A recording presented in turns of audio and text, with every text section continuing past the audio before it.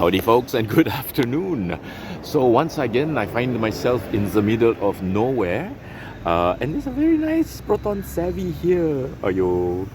You know what? I kind of miss my Savvy. I know some of you think it was a shit car, you know, plastic fantastic and all that. And yeah, I was the first to admit it was plastic fantastic. But I tell you what, the torsional rigidity, the engine, although it was made by Renault, when this car was working, it was one hell of a fine car. I tell you, when I was chucking it into corners and playing with the manual gearbox, yeah, I don't get the AMT, okay? That one I'll be the first to admit. Do not get the AMT. If you want a fun car to drive and trash around, get the manual variant of the Savvy. Trust me on that. No, I should never say that. Don't trust me, seriously. I am the worst person to listen to when it comes to cars. So yeah, I find myself here literally at a bengkel bawah pokok, and I'm here with the hello folks, how's it going? I'm here with the Wira, the C99, as you can see behind me, or rather under me. I'm sitting on the bonnet. Yeah, I know I shouldn't do that, but it's okay.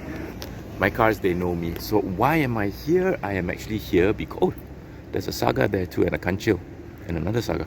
I'm here because this place was recommended to me to actually check out the gearbox. Yeah, the gearbox for the C99, folks.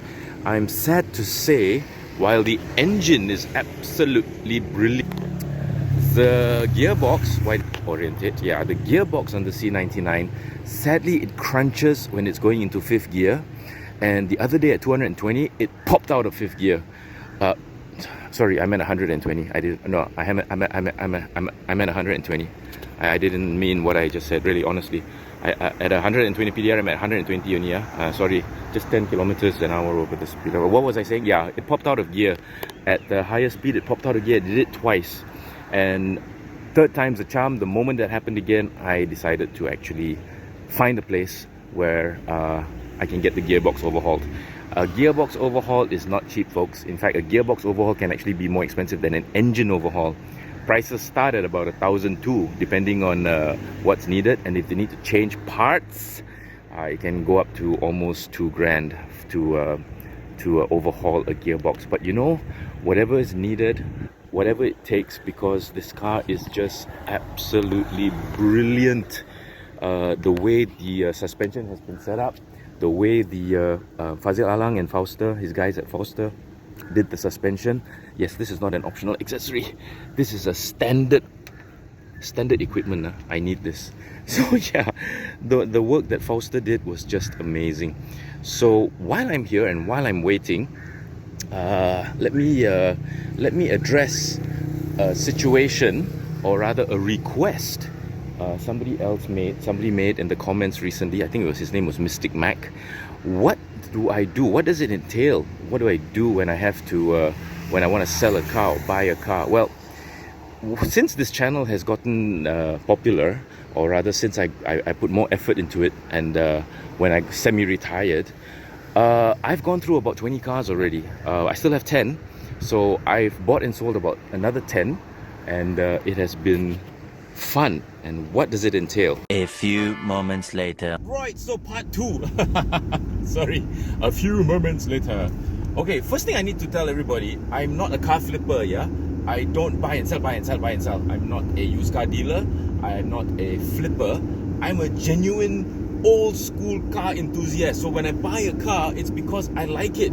Really, I mean, case in point, the E60. I've always wanted an E60, and it's finally got an E60. So when I buy a car, it's not with the intention to sell. I've never bought a car with the intention to sell. That I don't have the time for that. It's a waste of time, actually, if you do something like that.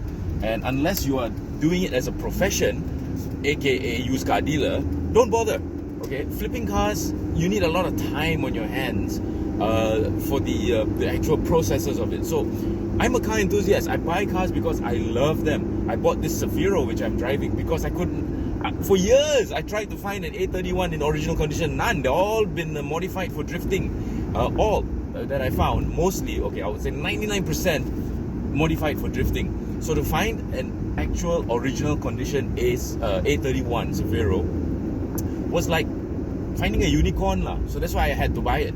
Yeah, I had to buy it. Yeah, these are not needs. Yeah, these are all just wants. I wanted it, so I bought it, and it didn't kill me insofar as finances are concerned. So okay, why not? Hey, YOLO, you only live once, and I want to experience and enjoy cars. But there is a limit of cars that I can keep. I mean, the maximum is not even 10 actually. Comfortably, I should only be keeping 8. I counted my parking spaces, yeah. Comfortably, I should only be keeping about 7 to 8. So having 12 cars at one point, that was just ridiculous. Then again, there comes a time when, most of the time, actually not even comes a time, most of the time, 1 or 2 of my cars invariably will be at a workshop or a paint shop, or getting something done. Case in point, I just dropped off the C99 to get the gearbox done. Case in point, I've dropped off the Alfetta to get the bodywork done.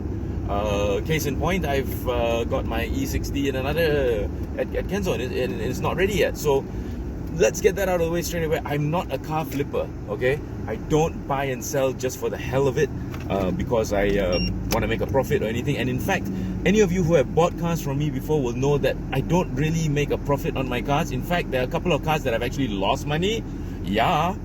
So, I do this for the love of it, and, putting old school cars back on the road, like the Picanto and the Savvy, which was this near to getting scrapped into a scrapyard. I saved it, I revived it, and some of my viewers liked it, so I sell to them. Yeah, most of the time I do not advertise my cars. Word of mouth, and I get an email once in a while from you guys. I get a comment asking if I want to sell, and then I say drop me a line, and the car gets sold. Sometimes it doesn't. It's okay. Whether I sell or not, it doesn't matter. As long as somebody's happy to take one of my Weevils from me, and after I've given it a new lease of life, very happy. So that's just the first explanation. So when it comes to actually buying a used car, of course, a service history is very, very important if you can have one. And that's why I like to buy, usually I like to buy one. 99% of the time I prefer to buy from a private seller, because that person who owns the car can actually tell me what he has done with the car, what has gone through with the car, when was the last service, what was the major thing that needed to be done, which was done or hasn't been done. Be honest, be honest. Ask the person to be honest. Ask the person who is selling, if you were not selling this car, what would be the next thing you do for it? I always ask this question. If you're not selling the car, what would be the next thing you do for it? Because that is key, that is crucial, which means he can actually tell you, okay, yeah, the tires are not so good. Case in point, the E60, the guy told me the rear tires are not so good, which is fine, great, I change the tires. The next thing, the actual process of buying the vehicle, usually if you've already settled on a price, put in give a deposit. I usually give about 500 ringgit.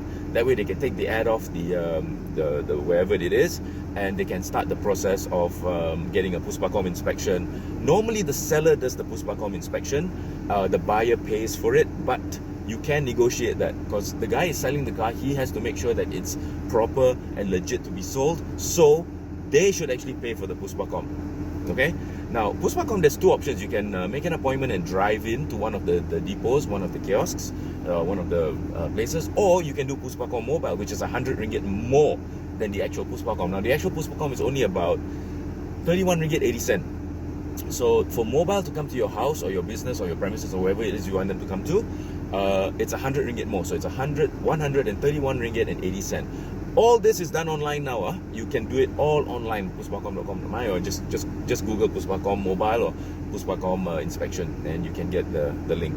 Now, that's small potatoes. Whoever pays for it, small potatoes. It's small money, really, it's small money.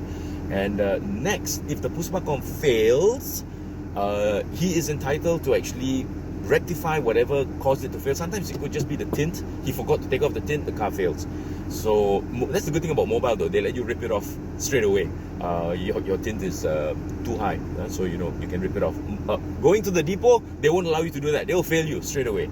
So that's one small benefit of using Puspakom mobile. Now, if the car fails, you are entitled to say the deal is off and take your deposit back. However, if you decline to take the car, that means you renege on the deal after Puspakom is done and after you've given the deposit, the seller has the right to keep the deposit. Yeah, the seller has the right to keep the deposit. And also, if he sells the car to somebody else after you have given deposit, he has to return your deposit times 2. But this is something that is not really enforced here. he must give back your deposit. But by right, if he has sold it to somebody else for possibly a higher price, he has to return your deposit times 2. Okay, next, once you have gotten the car already, okay, insurance, road tax, that one I don't need to go through lah. You know how to do that basically. Getting the car checked. Now this is imperative. Yeah, don't just take the car and then drive to Thailand straight away. Okay, get the car checked by a proper mechanic who knows the car. Like what I did with the E60 at Kenzone. I would never have known there was a flywheel oil seal leak because there is a belly pan there. In fact, there are 2 belly pans underneath the E60. So the oil was dripping there and congealing onto the belly pan. And I would never have seen that oil leak until Ken took off the belly pan and saw the flywheel oil seal leak. Okay, so that's another thing. That's why it's good to have somebody who knows the car, who can fix the car, who can check the car and make sure everything is copacetic. Yeah. And then what else? Okay, in terms of the actual car itself, ask straight up any major accident. Most cars, I would say 90%, 95% of the cars out there have been in a fender bender. Okay, there's no getting around that because a fender bender is normal for any vehicle that's used on a daily basis, based on the fact that there's just too many cars on the road. I like to use the analogy of a snooker table with 100 red balls. Okay, instead of 10, 100 red balls all moving around at the same time. Sooner or later, 2 red balls are going to whack into each other. So it's the same thing out there on the roads. There's just too many cars, and invariably, sorry to say, once in a while it's going to happen. And thanks to modern technology and handphones and shit like that, people are distracted. They don't realize the car in front has already stopped. They think it's still moving. Boom, fender bender. Okay, so fender benders are forgivable. Major accidents where the chassis has actually bent and had to go and be straightened out again, those you must ask. You must ask, and they have to tell you. Legally, they have to tell you if the car has been involved in a major accident or a flood or anything. That's why you see a lot of used car dealers, they put no flood, no major accident. They must mention this. They have to tell you this by law. Wow, nice car, nice color, metal grey. No, that was metal grey. Anyway, so okay. Then the other thing is your budget. Let's say you have 20,000 ringgit. See, I'm not Bobby Ang and and Thomas Yap, where I say you've got 200,000 ringgit. No. You got 200,000 ringgit. You go and ask them for advice on which car you should buy. Say you've got 20,000 ringgit to spend on a used car for your daily needs, as a daily runner. Don't spend the whole 20,000 on the car. All right. You've got 20,000, you need to look for a car that's about 15,000. Always keep some in reserve for the repairs that are gonna come invariably.